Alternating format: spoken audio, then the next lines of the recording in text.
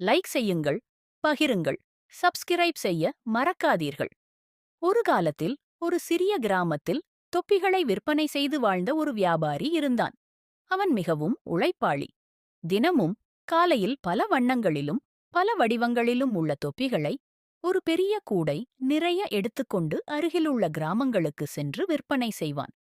ஒரு நாள் வழக்கம்போல் அவன் தனது கூடை நிறைய தொப்பிகளுடன் அடுத்த கிராமத்திற்குச் சென்று கொண்டிருந்தான். அன்று வெயில் மிகவும் கடுமையாக இருந்தது. நீண்ட தூரம் நடந்ததால் அவனுக்கு மிகவும் சோர்வாக இருந்தது.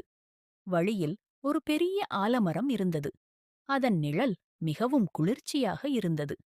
சிறிது நேரம் ஓய்வெடுக்கலாம் என்று நினைத்த வியாபாரி மரத்தின் கீழ் அமர்ந்தான்.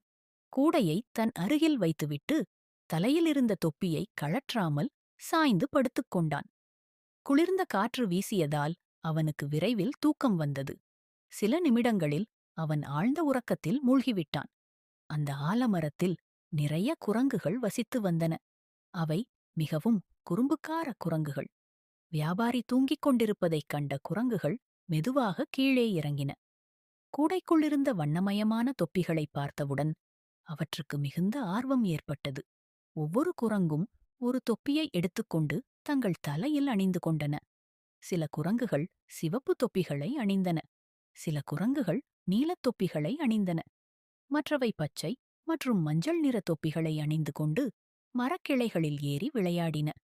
சிறிது நேரம் கழித்து வியாபாரி விழித்துக் கொண்டான். தனது கூடை காலியாக இருப்பதைக் கண்டு அதிர்ச்சியடைந்தான். ஐயோ, என்னுடைய தொப்பிகள் எங்கே போயின என்று கவலையுடன் சுற்றிப் பார்த்தான். அப்போது மரத்தின் மேலே இருந்த குரங்குகள் எல்லாம் அவன் தொப்பிகளை அணிந்து கொண்டு குதித்துக் கொண்டிருப்பதைக் கண்டான். வியாபாரி கோபமடைந்தான். என் தொப்பிகளை உடனே திருப்பிக் கொடுங்கள் என்று கத்தினான். ஆனால் குரங்குகள் அவன் செய்ததைப் போலவே கத்தின. அவன் கைகளை உயர்த்தினான்.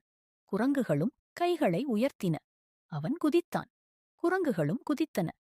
அப்போது வியாபாரிக்கு ஒரு யோசனை தோன்றியது. குரங்குகள் மனிதர்களை பின்பற்றும் பழக்கம் கொண்டவை என்பதை அவன் அறிந்திருந்தான். உடனே தன் தலையில் இருந்த தொப்பியை எடுத்து தரையில் வீசினான். அதைப் பார்த்த குரங்குகள், இதுதான் விளையாட்டு போல இருக்கிறது என்று நினைத்தன. உடனே அவையும் தங்கள் தலையில் இருந்த தொப்பிகளை ஒன்றன்பின் ஒன்றாக கீழே வீசின.